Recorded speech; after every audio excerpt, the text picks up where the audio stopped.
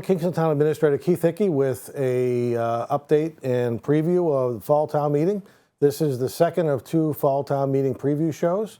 The first town meeting was taped primarily for a review and provide some information to the voters on the leaching field article to Davis property. It's an important article for the wastewater department and the sewer users in town, and I hope you take 15 to 20 minutes to watch that and get a better understanding about what the need of those leaching fields are. This show we'll talk about basically the other 24 articles. We've got 25 articles total. Some of them are housekeeping and shouldn't take too long, but certainly the wastewater article was probably the most controversial and complex. So we took some time and went over that on a separate show. So with that, the town meeting, as I mentioned, has 25 articles on the screen. The first 13, and we'll just go through those first 13 now, if it's okay with everybody. We've talked a lot about, so the school committee's talked a lot about having the need to replace and amend the regional agreement between the Kingston and Silver Lake school departments. That was a requirement, or is a requirement, of DESE, the state education board, and I know the school committee's had a number of different agendas where they've discussed this at length. This is something that needs 2 of the 3 communities to support to go in place. It has to be in place by the end of this calendar year, I believe, and I think it's going to be important for the community to understand the changes that are, I think, relatively minor in nature, just requiring the assignment of some of the staff members that have been working for both districts to clarify their responsibilities and whose costs are associated with those. Moving to Article 2 is prior year bills. It needs 90% approval rating. We've got $11,866 in bills that for services and items that were purchased before June 30th that weren't picked up and submitted and paid before the end of the fiscal year. So we are having to bring those forward this year. As I mentioned, it takes 9/10 of a vote for those, and in the warrant and in the handout that's on the town website, it provides detail of which department and the vendors and the costs and things of that nature. Moving to Article 3. Article 3 is a request to use some free cash to supplement the employee liability reserve. This past spring, we proposed and it was approved to place some funds into that employee liability reserve. We can only have about $100,000 in there at any one time. As I'm sure most everybody is aware, our police chief has decided to retire from Kingston. There is a payout for his accrued time that we owe him when he leaves at the end of February. That was not a known expense when the spring annual town meeting was considering warrant articles, so we need to try to fund that employment liability reserve to the $100,000 so we can pay Chief Splain and other employees who are owed vacation and potentially some sick time as they leave employment with the town of Kingston. Moving forward, Article 4 is a request to supplement the operating budget for a couple of different reasons. We have a need. The Board of Selectmen agreed with my recommendation to use a search firm to do a search for the next police chief. There is $12,500 to fund that search. The town of Kingston has not been paying, for the water that we use in all the town and school buildings since the water department has started, from what I understand. We do pay for sewer user fees, as I think has been discussed in the past here. The sewer department and the water department are 2 separate independent businesses, so to speak, from the town. Water that is being used all the town facilities currently have been funded by other users of the water system. What I brought forward to the Board of Selectmen was a suggestion that the town, like every other user, should pay their water bills and not have those written off, so to speak. So there's $10,000 in that in those funds for that water bill as well. There's also $65,000 for, frankly, a mistake that was made in the fiscal '24 budget. For April, their wage and personnel employees, just like the union employees, were provided a cost of living raise. And with the new wage range, we had to place those employees into a step in that range. A lack of communication or a misunderstanding from me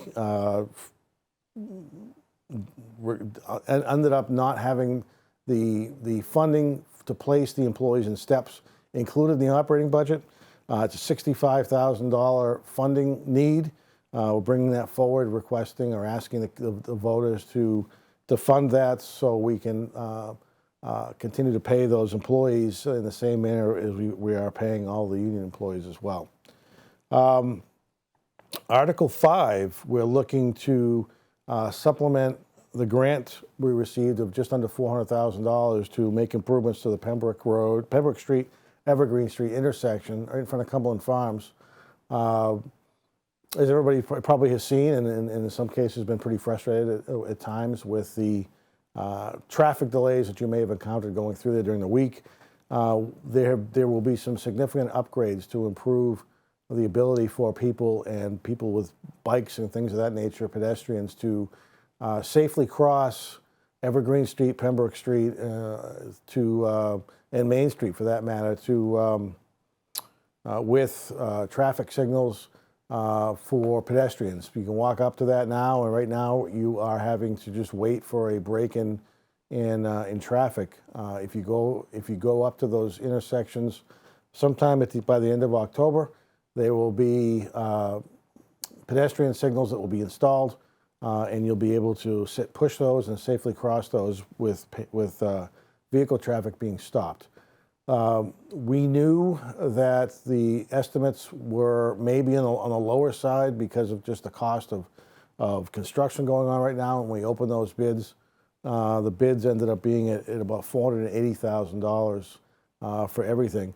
Rather than the staff cut back the scope of the project as much as we could to try to stay within that $400,000. It was a challenge to do so, and frankly, we couldn't get to a $400,000 contract amount and still be able to remain in the guidelines that are required for the $400,000 grant. So we were able to whittle those costs down to $80,000 overage. We're looking to fund those, that $80,000 overage with free cash. Initially, we talked about funding it with state money for Chapter 90 that the Streets, Trees, and Parks Superintendent uses to pave roads. But to try to keep that money restored in that budget and allow him to continue to maintain roads with a full Chapter 90 funding availability, I suggested to the board, and ultimately the Finance Committee and the Board of Selectmen supported, using free cash in the amount of $80,000 to fund those improvements. Article 6 is a request to use $15,000 for some required training. We're continuing to have to upgrade our financial software. There's some pretty significant training that's required to use those upgrades, and what we're asking the voters at this point is to appropriate $15,000 to allow the training to occur during this fiscal year. It's needed. The funding would be coming from free cash, and so there'd be no impact directly to the taxpayer. Articles 7 and 8 are for the same type of purposes. As people may be aware, with some of the opioid litigation that's going on, there's been litigation that's been filed on behalf of communities throughout the country. With some of the settlements that the drug companies have made, communities like Kingston have been receiving settlement funds from the opioid manufacturers to be used by communities to fund drug prevention. And so far in Kingston, we've received just over $51,000. We'll continue to receive that money over the next decade. What we're trying to do with Article 7 is set up a settlement stabilization fund. So any money we get from the opioid settlements will go directly to that stabilization fund and not go into free cash. To try to address some of the preventative opportunities for opioid, we're asking to appropriate $40,000 of that $51,000. So the school department and primarily the police and fire departments can have drug prevention programs during the upcoming 7 or 8 months of this fiscal year to allow those funds to be expended for that purpose and have those programs offered by the schools, the fire department, the police department. So right now that money has gone into free cash as a stopgap because it started in fiscal 23. We're looking to pull that money back out of free cash and establish a special fund with those two articles to allow us to have that money deposited into an account specifically for opioid funding, and then also have those funds available to be used on an annual basis by the appropriate departments to try to reduce our exposure to opioids. So those articles 3 through 8 are the articles that are impacting free cash. Free cash was certified by the state about a week and a half ago at $3.494 million. We're asking to use just over $300,000 in free cash, leaving a free cash balance of almost $3.2 million, $3.193 million. So I think those requests are reasonable requests to use free cash, and would ask that the voters in the community be supportive of those. So moving forward in the different article discussion, we'll get back to Article 9, which would establish a tax title revolving fund. There was a split vote on that between the Board of Selectmen and the Finance Committee. The tax collector is looking to have some of the revenues that come from the tax title process be deposited directly into a revolving account that would allow the tax collector to utilize those funds to continue to collect past due taxes and have those funds available for him to do so.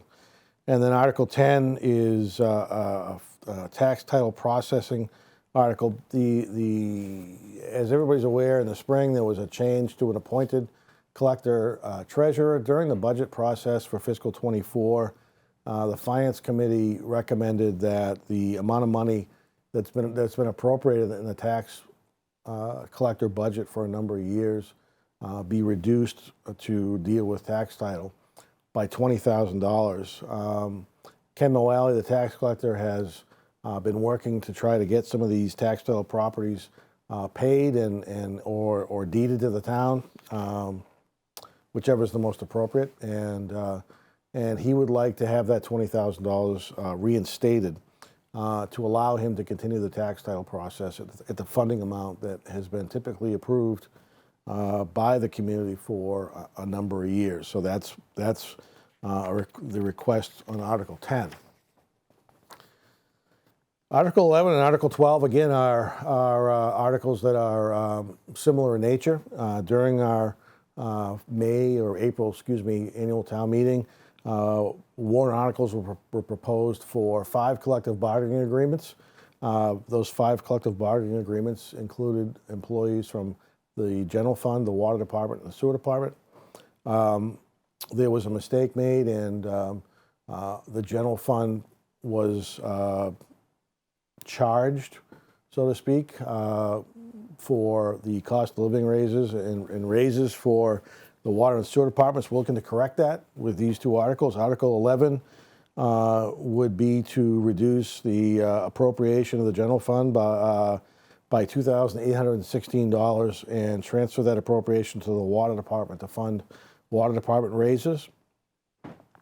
Article 12 would reduce the amount appropriated by the general fund by $1,506 for water and sewer department raises. Part of those are clerical, part of those are labor. That's why there's two different articles.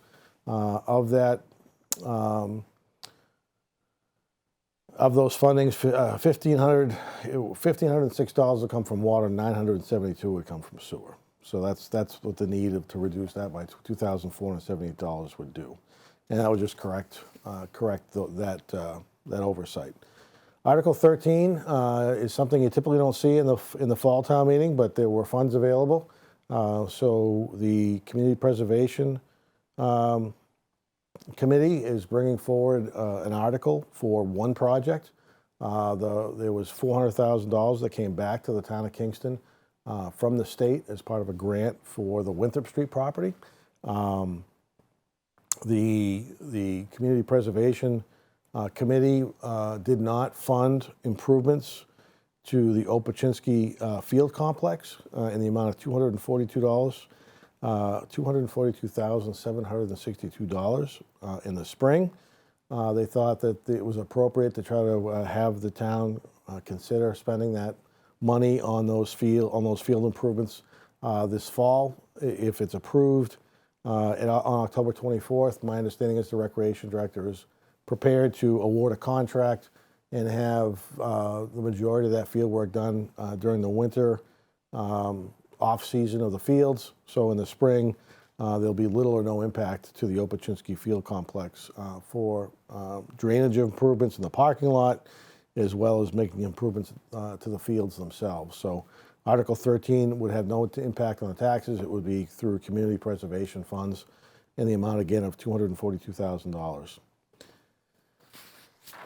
Article 14 is an article, again, that needs to be reconsidered a bit. Back in the April annual town meeting, the water department asked to fund a project to replace the Main Street water main in a portion of Main Street, and they were proposing to use $400,000 of their retained earnings. When the fiscal year books were closed, the finance director notified the water commissioners that they didn't have $400,000 to provide to the Main Street project. Water and sewer infrastructure are allowable projects for ARPA money. So the finance director and I went to the board of selectmen and to the water commissioners and proposed to reduce their use of their retained earnings from $400,000 to $200,000 and supplement that with ARPA monies. Since that time, the water commissioners have supported that. The Board of Selectmen has supported the use of ARPA funds for that. What we're trying to do now is reduce the appropriation that was approved in the spring from water retained earnings from $400,000 to $200,000. Article 15, was discussed at length. It's to try to have the town consider approving new leaching fields up at the Davis property and Indian Pond. There's a separate TV show for that. I'd urge you to take a peek at it and try to get a better sense of what that's all about moving forward. So we'll just skip over Article 15. Article 16 is asking the voters to approve a piece of Silver Lake Regional High School property that will be deeded to the town of Kingston. The property is 0.19 acres on Lake Street. It's a piece of property the town could use as part of some improvements we're doing up in that area. Is for a culvert replacement to improve some of our water quality issues and water discharge issues in that area. And the regional school committee has agreed to sell that or to give that property to the town of Kingston. Article 17 is an article to amend the wage and personnel bylaw.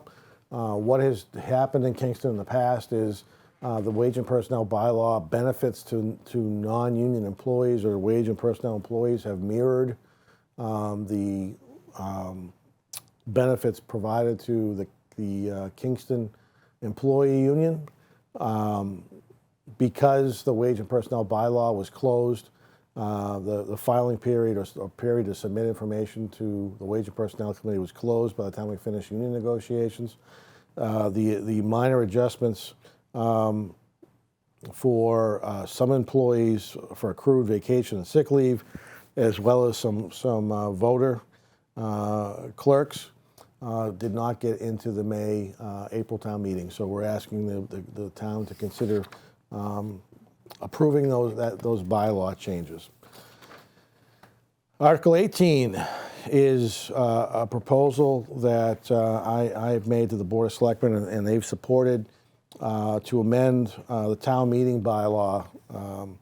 Right now, the timeline for town meeting is frankly very, very early, starts very, very early in the year. And it requires a lot of estimating to be done in the budgets that we present to the Board of Selectmen and to the Finance Committee. So right now, the bylaw requires a town meeting be held the first Saturday, of April. We've requested a change to move it from the first Saturday of April to the first Saturday of May. So we pushed that back a month. Oftentimes, the meeting has been held in May. So we're just trying again to push that back a bit and also be more consistent with what we've done moving forward. Working our way through that bylaw, there's also a change in the election date. There's been some occasions where the town elections have been held prior to town meeting, and what that's done is it's caused new Board of Selectmen members or even new school committee members to have to attend town meeting and sit at their appropriate board tables and try to defend a budget that they weren't part of creating. So what we're trying to do with this is with annual town meeting being held the first Saturday in May, we would have our annual election for town positions to be the third Saturday in May, the weekend before Labor Day. So they're really housekeeping type things and nothing that's very significant in my mind anyways to train. We also have another change in the town meeting process a little bit. Article 19 is to amend the budget process. In the same vein, right now we have a budget advisory board meeting that has to be held prior to October 1st. We're trying to push that back to November. And we're proposing to replace the budget advisory board with a joint meeting of the Board of Selectmen, the Kingston School Committee, and the Kingston Finance Committee to determine parameters of the upcoming budget process.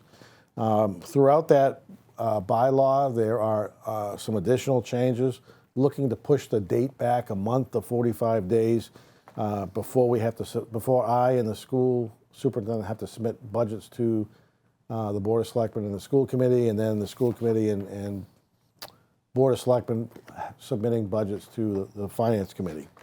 Nothing really significant in those changes, just trying to make it a little bit more timely for a more accurate budget moving forward. We have a minor amendment to the Council on Aging bylaws in Article 20. In the spring, it was approved to allow for an alternate position. The alternate position in the language that was presented said that the Council on Aging Board would appoint that. It should have said Board of Selectmen. It didn't. We're looking to correct that from Council on Aging Board appointment to Board of Selectmen. Both the Council on Aging and the Board of Selectmen unanimously support that change. Article 21 is an amendment to the zoning bylaw. The Affordable Housing Trust has been asked to be added to the list of departments and boards and commissions that get submitted housing development plans. We'll provide that to them. Again, minor change. Article 22 is a process to try to provide people who are living on roads that have not been accepted by the town there would be a specific process that would be involved in getting to a point where the town could potentially accept your roadways. It's a new article. There'll probably should be some discussion on it, but it's a process now. We're seeing more and more property owners who live on roads that haven't been accepted, seeking to have their roads improved and accepted by the town of Kingston. Article 23, there's been some discussion at the library trustees meeting as well as the Board of Selectmen.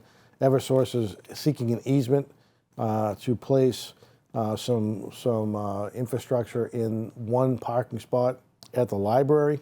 It would, the improvement, we've been told by Eversource, is supposed to enhance the reliability to just under 1,000 residences in that general area. So they're asking to have be granted an easement by town meeting to allow them to construct that improvement. It's the improvement, like I said, will fit in the size of one parking spot, furthest away from the library on, I believe, Green Street. Article 24, we're looking to just update our investment diversification policy that's recommended by our investor through the Treasurer's Office. The Board of Selectmen approved that. And then lastly, we have an existing pilot agreement for the solar field that's out at the old transfer station. Back in 2000, when it was approved by the Board of Selectmen, the town was told it didn't need to go to town meeting for approval. Fast forward 3 years, and now we're being told by council that it should. It's more of a housekeeping issue because the improvements have been made, and that solar array is now generating power at the old landfill. So a lot of information in a half an hour. I apologize for going through as quickly as I did. But if people have questions or comments, again, feel free to give me a call. My phone number to my desk is right on our website. My email address is as well. Happy to talk to anybody who has any questions about town meeting, and I would ask that you please try to take a couple of hours out of your October 24th evening to come to the town meeting and participate in town meeting at the intermediate school. So with that, I want to thank you very, very much for watching. Hope you have a great day, and I hope to see you on October 24th. Thank you.